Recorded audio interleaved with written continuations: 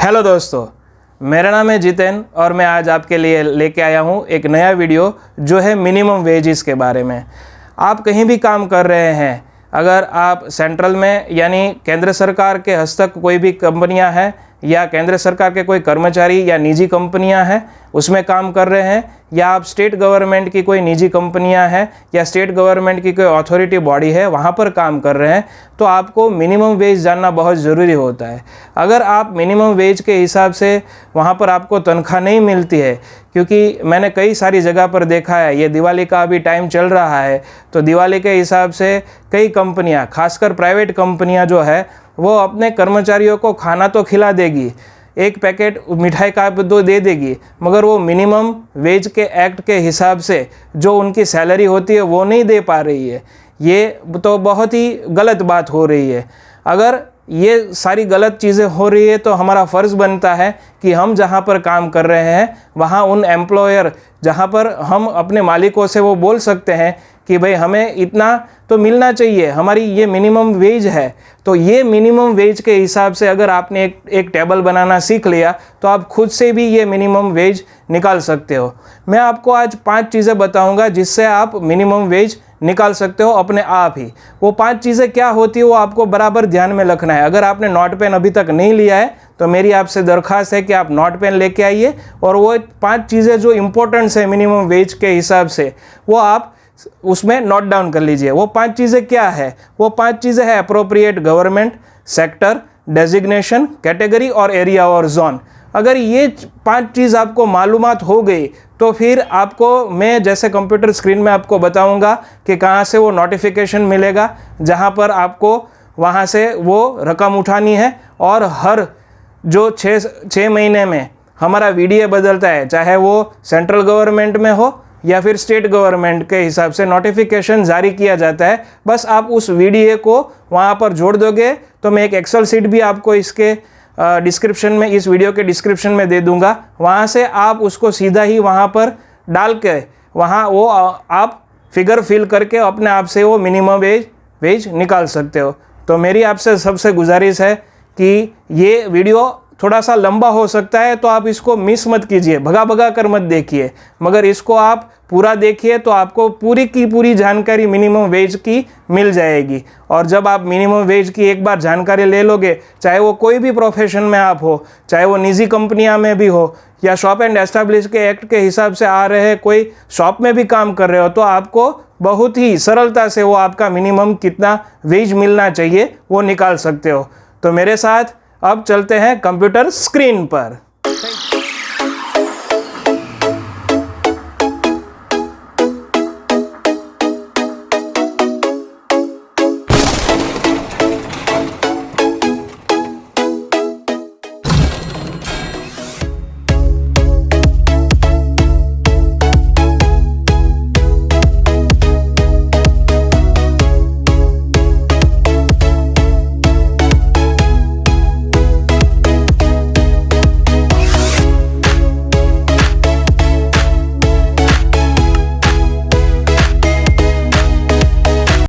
जैसे कि मैंने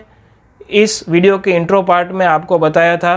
कि जब कभी भी आप मिनिमम वेज की कैलकुलेशंस करने जाओगे तब 5 पॉइंट्स आपको ध्यान में रखना बहुत ज़रूरी है, जिसमें से पहला पॉइंट है अप्रोप्रिएट गवर्नमेंट। यहाँ मैंने थोड़ी सी कंपनियाँ आपको दिखाई हुई है जो सेंट्रल मिनिस्ट्री के रूल्स और रेगुलेशंस के हिसाब से चलती है, जैसे एनटीसीपी हो गई, ओएनजीसी हो गई, SAIL, BEL, IOCL, HPCL, CIL, जिसका नियमन और संचालन according to sir central ministry हो रहा है। और कई ऐसी कंपनियां भी है, जैसे मैंने यहाँ पर गुजरात का उदाहरण लिया हुआ है, तो गुजरात में काम कर रही Gujarat agro industries corporation limited, Gujarat dairy development, Gujarat communication and electronics limited, Gujarat chemical port terminal company limited, ये जो सारी है वो according to the rules and regulation state के हिसाब से चल रही है। तो जब कभी भी आप मिनिमम वेज निकालने जाओ तब ये पक्का कर लेना ज़रूरी है कि आपकी अप्रोप्रिएट गवर्नमेंट कौन सी है। इसके अलावा आपको एक बात भी और ध्यान में रखनी है, अगर आप कोई लोकल कंपनी में काम कर रहे हो, जैसे कि कोई फूड इंडस्ट्रीज़ है यानी कोई ब्रिज और कंस्ट्रक्शन कंपनी है, यानी कोई हाई राइज बिल्डिंग बना रहा है, या कोई ऐसी आईटी कंपनी है जो अपने स्टेट में चल रही है, तो वो सारे रूल्स जो होते हैं उसको स्टेट गवर्नमेंट के रूल्स और रेगुलेशंस के अकॉर्डिंग ही उसको चलाना पड़ता है और उसको रूल्स और रेगुलेशंस वही फॉलो करने पड़ते होते हैं। ये बात आप पक्का कर लीजिए कि आपकी अप्रोप्रिएट गवर्नमेंट कौन सी है। मिनिमम वेज का वीडियो जब मैंने बनाया था तो 5 चीज़ों में से दूसरी चीज़ है सेक्टर का फैक्टर। ये तो राइम्स हो गई, मगर ये राइम्स भी इतनी ज़रूरी है। ये दूसरा पॉइंट, यानी मेरा मतलब ये दूसरा पॉइंट भी इतना मजबूती से के साथ मिनिमम वेज में काम आ सकता है कि आप कौन से सेक्टर से बिलोंग करते हो, यानी आप एग्रीकल्चर इंडस्ट्रीज़ में काम करते हो, या आप माइन में काम करते हो, या आप कंस्ट्रक्शंस और रोड में काम करते हो, या आप स्वीपिंग एंड क्लीनिंग इंडस्ट्रीज से बिलोंग करते हो, या आप कोई सिक्योरिटी एजेंसी से बिलोंग करते हो जिसको हम वॉच एंड वार्ड बोलते हैं, या आप कोई लोडिंग और अनलोडिंग इंडस्ट्रीज़ यानी कोई कुरियर कंपनी हो गई, ट्रांसपोर्ट कंपनी हो गई। तो ये ध्यान में रखना बहुत ही आपके लिए ज़रूरी है, सेक्टर का फैक्टर। जैसे कि मैंने इस वीडियो के इंट्रो पार्ट में आपको बताया था कि मिनिमम वेज निकालने के लिए 5 चीज़ें आपको ध्यान में रखना ज़रूरी है, जिसमें से तीसरी और चौथी चीज़ है आपका डेजिग्नेशंस और आपका स्किल्स एरिया। यानी अगर आप कोई कंपनी में अकाउंटेंट के तौर पर, सुपरवाइज़र के तौर पर, वेयरहाउस मैनेजर के तौर पर काम कर रहे हैं, जहाँ पर आपको day to day inventory management या अकाउंट ट्रांजैक्शंस मैनेज करने होते हैं, तो उसके अकॉर्डिंग आपको डेजिग्नेशंस वहाँ पर प्रोवाइड किया गया होगा और आपका जो फिटमेंट क्राइटेरिया स्किल्स का है वो है क्लरिकल का। यहाँ पर दूसरी चीज़ ये बात आपको ध्यान में रखनी चाहिए कि जैसे अनस्किल में वो बंदे आएंगे जैसे जिनके पास कोई एजुकेशंस नॉलेज या एजुकेशंस नहीं होगा, मगर वो अपने अनुभव से वहाँ पर काम कर रहे होंगे, जैसे कि कोई रोड और ब्रिज कंस्ट्रक्शन या बिल्डिंग कंस्ट्रक्शंस में कोई बजरी ढोने का काम कर रहा है, बेलदार के तौर पर काम कर रहा है, ईंटें उठाने का काम कर रहा है, पत्थर तोड़ने का काम कर रहा है, तो वो सब लोग हैं वो अनस्किल्स में आएंगे। जैसे कि और कई एग्जाम्पल मैं आपको दिखाऊं कि कोई फैक्ट्रियां हैं जिसमें बॉयलर ऑपरेटर की ज़रूरत है, इलेक्ट्रिशियन की ज़रूरत है, वायरमैन की ज़रूरत है, जहां पर एनसीवीटी के कोर्स या आईटीआई का कोर्स किए होंगे लोग की मांग रहेगी, तो वहां पर जो जॉब ऑफर कर रहे होंगे तो वो इलेक्ट्रिशियन के तौर पर, वायरमैन के तौर पर, बॉयलर ऑपरेटर के तौर पर उनको डेजिग्नेशन दिया जाएगा और वो सब आएंगे सेमी स्किल में। यहाँ पर और चीज़ एक भी ध्यान में रखनी चाहिए कि स्किल्स में वो लोग आएंगे जिसके पास मिनिमम ग्रेजुएट और उससे भी ज़्यादा डिग्री होनी चाहिए और काफ़ी सारा एक्सपीरियंस भी होना चाहिए। जैसे रोलर ऑपरेटर है, जैसे भी ऑपरेटर है, या कोई हाईली स्किल्स वाला मशीन्स है जिसको ऑपरेट करने के लिए एमटेक या बीटेक के बंदे चाहिए, तो उनके पास वो अगर डिग्रियां हैं और उनको जो डेजिग्नेशन प्रोवाइड किया है वो है हेड मैकेनिक या हेड सुपरवाइज़र या हेड प्रोडक्शन मैनेजर वगैरह के तौर पर जो डेजिग्नेशंस ऑफर किए जाएंगे उसको हम स्किल्स में डालेंगे,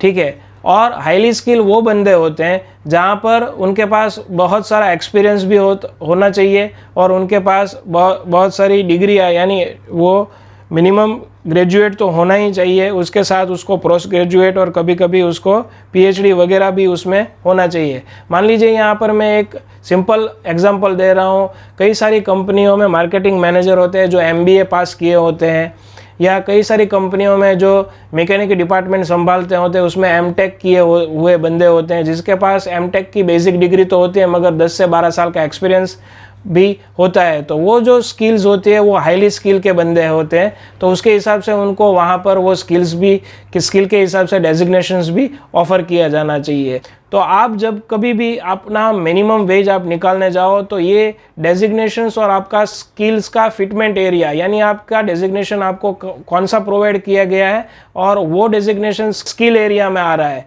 अगर वो आप जानने में सक्षम है या आपको वो पता लग गया तो फिर आप अपने आप से मिनिमम वेज अपना निकाल सकते हो। लास्ट और लिस्ट पॉइंट जो है वो है जोन का या एरिया का, यानी मिनिमम वेज निकालने के लिए आपको आपकी फैक्ट्री या आपकी कंपनी या आपका वर्क प्लेस कौन से एरिया में आ रहा है वो आपको जानना बहुत ही ज़रूरी है। अगर आप सेंट्रल स्पेयर के हिसाब से या आपकी कंपनी काम कर रही है या उसकी निगरानी या देखरेख या उसका जो काम है वो सेंट्रल मिनिस्ट्री देख रही है, तो सेंट्रल मिनिस्ट्री अपने वहाँ पर एरिया ए, बी और सी प्रोवाइड करती है। और अगर आपकी कोई कंपनी या आपका जो वर्क प्लेस है वो कोई स्टेट के अंडर और रूल्स और रेगुलेशंस में आता है, तो वहाँ ज़ोन 1 और ज़ोन 2 के हिसाब से वहाँ डिवाइडेशंस किया गया है। यहाँ सिंपल ये बात है कि अगर मान लीजिए मैं एक एग्ज़ाम्पल दे रहा हूँ गुजरात का, तो यहाँ पर ज़ोन 1 और ज़ोन 2 डिफ़ाइन किया गया है। ज़ोन 1 यानी कि वो वर्क एरिया जहाँ पर महानगर पालिका का नियमन लागू होता है, यानी वो वर्क प्लेस यानी वो काम की जगह जो महानगर पालिका के अंतर्गत या एरिया में आ रही है, वहाँ पर ज़ोन 1 लगेगा। और जो ज़ोन 2 है यानी जहाँ महानगर पालिका का नियमन नहीं है या इसके अंतर्गत वो उनकी सीमाएं रेखाएं नहीं आती है, तो वहाँ पर ज़ोन 2 लगेगा। तो ये चीज़ अगर आप ध्यान में रखोगे तो आपको मिनिमम वेज निकालने के लिए बहुत ही आसानी होगी। सो ये 5 चीज़ें जो मैंने आपको बताई हुई है, ये आप बहुत ही ध्यान में रखकर अपना मिनिमम वेज निकाल सकते हो।